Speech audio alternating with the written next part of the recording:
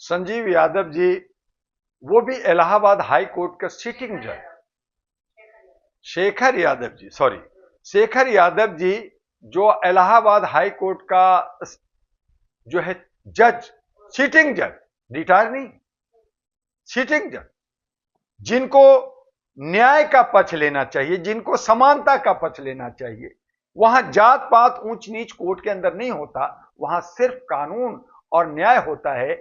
और वो कहते हैं कि गीता पे हाथ रख के कि हम सब न्याय की बात करेंगे, किसी तरह का पक्षपात नहीं करेंगे। एक तरफ कहते हैं कि बहुसंख्यक की सरकार होगी, बहुसंख्यक बड़े खुश होते हैं कि यार हमारा साथ दिया, बीजेपी का विरोध किया, ये मनोवादियों को विरोध किया, हमारा राज्य बनेगा। तो ये लोग मांग कर रहे हैं और वो लोग धरना प्रदर्शन आंदोलन कर रहे हैं, सदियों से लड़ रहे हैं, बहुसंख्यक बटे हैं। और उसी बात पर उन्होंने जो है हमारे योगी जी ने भी कहा कि बटोगे तो कटोगे, ये बहुसंख्यकों के लिए था, तो बहुसंख्यकों की सरकार आती है तो ये तो अतितुम हो गया। और इसीलिए जाति जनगणना और ये बात हुई, लेकिन उन्होंने जो बहुसंख्यक के साथ साथ जो कटुआ शब्द का इस्तेमाल किया, कटुआ शब्द डायरेक्टली, इनडायरेक्टली नहीं, डायरेक्टली आपने मुस्लिम समुदाय को गाली दिया, आपने हिंदू मुस्लिम की राजनीति करना चाहा, आप एक जज होने के नाते आप नफरत का बीज बोया, जिस पे राष्ट्रपति संज्ञान लेनी चाहिए, उनको जो है सस्पेंड करना चाहिए, उनको जेल भेजना चाहिए, उस पर केस चलना चाहिए। पहली बात। दूसरी बात कि किस सोच से एक सिटिंग जज, और वो भी हाई कोर्ट का जज, जो इलाहाबाद का नाक है, आपका उत्तर प्रदेश का हाई कोर्ट इलाहाबाद बहुत मशहूर कोर्ट है, जहां से हमारे चाचा नेहरू निकले और बहुत सारे लोग निकले, अच्छे से अच्छे जजेज निकले, जस्टिस काटजू जैसे लोग निकले। और उस कोर्ट की अवमानना हो रही है, पूरे भारत की कोर्ट की अवमानना हो रही है, तब लोकल कोर्ट क्या करेगा, निचली कोर्ट क्या करेगा, वो तो और ब्लंट हो जाएगा। और इस तरह से संविधान की धज्जियां उड़ रही है, और संविधान को बचाने के लिए राष्ट्रपति महोदया को हस्तक्षेप करना चाहिए। सुप्रीम कोर्ट आवाज खाली उठा रही है, कह रही है गलत है, लेकिन एक्शन कब लोगे? एक्शन होनी चाहिए। किस सोच से शेखर यादव ने, कहीं वो राज्यसभा में तो नहीं जाना चाहते, कहीं वो टिकट तो नहीं लेना चाहते, कहीं कुछ और तो मंशा नहीं है, तो राजनीतिक में जाने का, चूंकि उनका अब 1 साल सिर्फ बचा है, उसके बाद रिटायरमेंट लेंगे।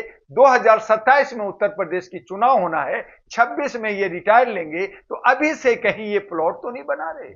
अगर बना रहे हैं तो देश हित में ठीक नहीं है। और ऐसे लोग राजनीतिक में आके देश के लिए क्या करेंगे? समाज को तोड़ने वाले लोग, नफरत फैलाने वाले लोग, जहर फैलाने वाले लोग का विरोध होना चाहिए। मैं इसका घोर निंदा करता हूं, और इसके लिए अहरा नेशनल पार्टी और all India human rights association दोनों घोर निंदा करती है कि अगर इस तरह की बातें हमारा जुडिशियल में चलेगा, तो आज हम लोगों ने जो है विधायक पे हमारी विश्वास खत्म हो गया, किसी नेता पे हमारा विश्वास नहीं रहा। हमने कार्यपालिका जो नौकरशाह हैं, जो हमारे पैसे लेके काम करते हैं, पूरी व्यवस्था चलाते हैं, वो सब भ्रष्ट हो गए हैं, करप्ट हो गए हैं, हमें उस पे विश्वास खत्म हो गया। और तीसरा स्तंभ जो भारत का है, लोकतंत्र का है, वो न्यायालय है। और न्यायालय के अंदर अगर जज और सुप्रीम कोर्ट के जज और जस्टिस अगर इस तरह की वक्तव्य देगा और उस तरह से चलेगा भेदभाव लेकर के, तो हम सब जनता का, 141 करोड़ की जनता का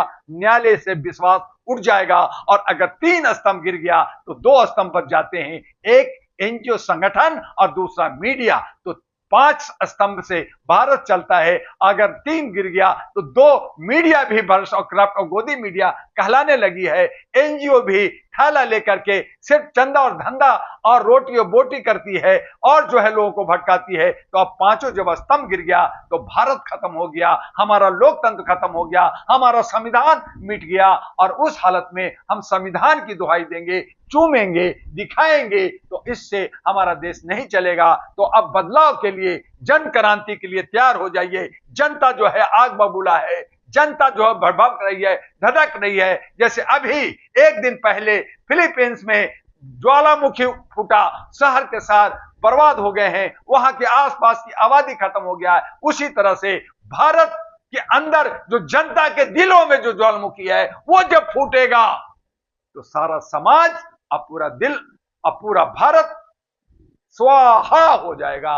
उसे बचाइए और उसके लिए एक ही रास्ता है, सिंपल सा रास्ता है कि मानवता के राह पे आ जाइए, इंसानियत के राह पे आ जाइए, ह्यूमैनिटी को मान लीजिए, सबको गले भाई भाई गंगा जमुनी तहजीब के साथ मिल करके रहिए। और वो all India human rights association पिछले 38 वर्षों से जागरूकता के लिए, आपको जगाने के लिए, घर घर अलख जगाने के लिए, दीप जलाने के लिए, प्यार बांटने के लिए, समता का अधिकार दिलाने के लिए लगातार काजत है, उसके साथ खड़ा होइए। और अगर आपको सत्ता में आके लोकतंत्र बचाना है तो अहरा नेशनल पार्टी एनपी, जिसका इनवेलप चुनाव चिन्ह जो दिल्ली से आगाज दे रहा है कि 70 मातृशक्ति माताओं को, महिलाओं को खड़ा कर करके उसका हक अधिकार देगा, जिससे पूरा भारत के हर महिला का जिसका शोषण, दोहन, उत्पीड़न और उसका उत्पीड़न होता है उस पर रोक लग सके, महिलाएं अपना जो है हक अधिकार ले सके, और लोग जो जिस तरह से उसको बेआबरू कर रहे हैं उसको जो है सड़कों पे लाएं। और इसके लिए जरूरी है कि भारत की राजधानी दिल्ली, कैपिटल दिल्ली में महिलाओं की सरकार हो। और आप सब भारतवासियों से इस वीडियो से हमें अपील करना चाहते हैं कि आप हमारी सोच को बल दीजिए, सबल कीजिए, साथ दीजिए, सहयोग दीजिए और पूरे भारत की महिला दिल्ली में कूच कीजिए और महिला की सरकार बना करके भारत के अंदर महिला का झंडा जगाइए। यहां भी न झाड़ू चलेगा, न कमल चलेगा, न चलेगा पंजा, चलेगा तो मातृत्व शक्ति इनवेलप, जिसमें है खजाना, जिसमें है सब कुछ, और वो सब शपथ पत्र के साथ है, वादा के साथ है। और हमारी अगर ये सब हम पूरा नहीं करते तो हमारी पार्टी निरस्त होगी और हम किसी लायक नहीं रहेंगे, हम चप्पल जूता खाने के लिए तैयार हैं। क्या कोई पार्टी ऐसा है? तो आइए एक नया इतिहास भारत में रचने के लिए अहरा नेशनल पार्टी के साथ खड़ा होइए।